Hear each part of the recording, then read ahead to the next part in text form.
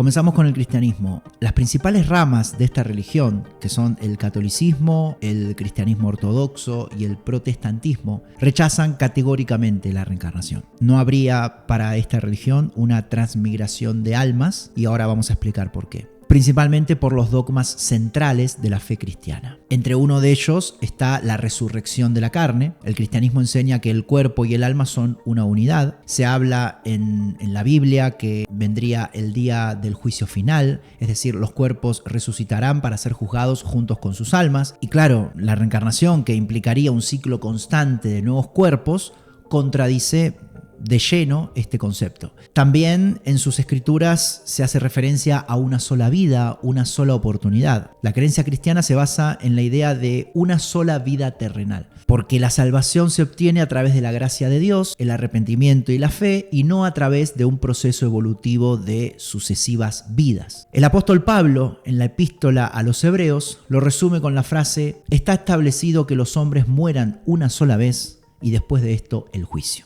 Hay pasajes bíblicos que a menudo se citan en relación con la reencarnación, como los de Juan el Bautista y Elías, que está en Mateo 17, 12, 13, y la pregunta sobre el hombre ciego de nacimiento, que está en Juan 9, 1, 2. Aunque algunos interpretan estos textos como evidencia de la reencarnación, la teología y la más ortodoxa ofrece explicaciones alternativas, como que Juan cumplía el papel profético de Elías sin ser su reencarnación. Además, en el pasaje Juan 1.21, el mismo Juan el Bautista niega explícitamente ser Elías, lo que subraya la complejidad de la cuestión. Entonces, esto aclara las contradicciones que existen dentro de los mismos evangelios y la interpretación que de ellos se hace. Para entender por qué la reencarnación fue rechazada, es importante que hagamos hincapié en el contraste entre la resurrección y la reencarnación, y cómo la doctrina cristiana se fundamenta en una vida única seguida de juicio. La idea de una sola vida para la salvación se reafirma en el pasaje de Hebreos 9:27.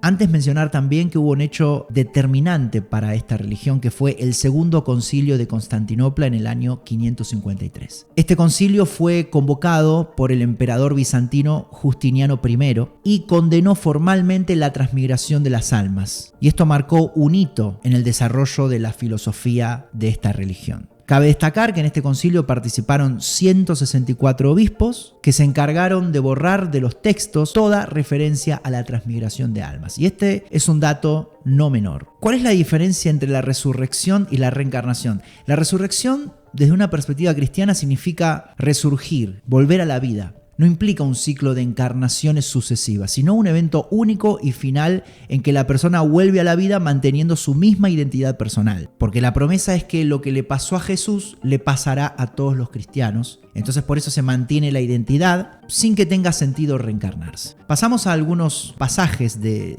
los textos de la filosofía cristiana. Por ejemplo, el ciego de nacimiento, que está en Juan 9, 1, 2. Ahí Jesús ve a un hombre ciego de nacimiento, y sus discípulos le preguntan: Rabí, ¿quién pecó, este o sus padres, para que naciera ciego? ¿Quién pecó?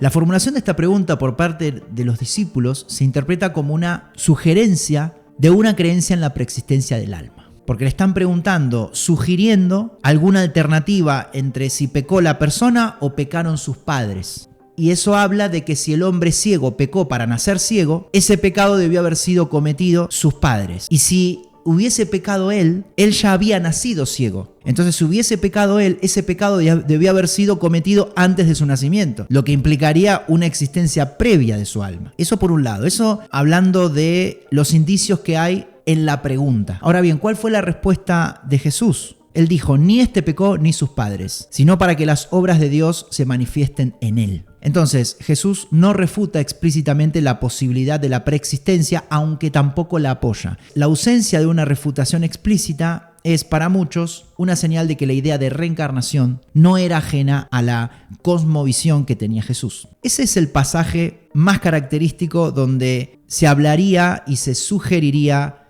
lo que es la preexistencia del alma.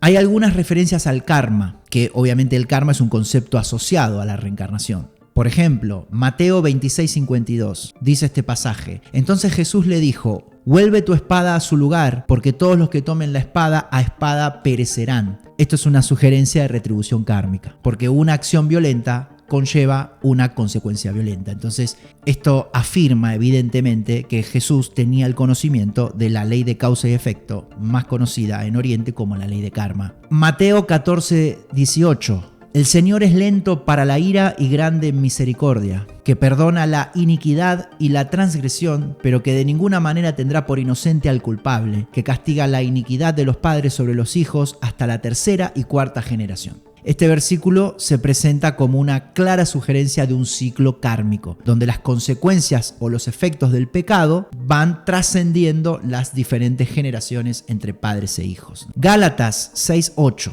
Porque el que siembra para su carne, de la carne segará corrupción, pero el que siembra para el espíritu, del espíritu segará la vida eterna. Otra referencia kármica que sugiere que las acciones determinan los resultados. ¿Cuáles son las interpretaciones que favorecen la reencarnación? Se sostiene que la gente en la época de Jesús, al igual que hoy, sabía que no todos cosechan lo que siembran en esta vida. Es decir, esa concatenación de causa y efecto no se da en una vida. Con lo cual, estos pasajes, estas frases que hay en estos textos con referencia al karma, sugerirían una referencia a un ciclo de vidas.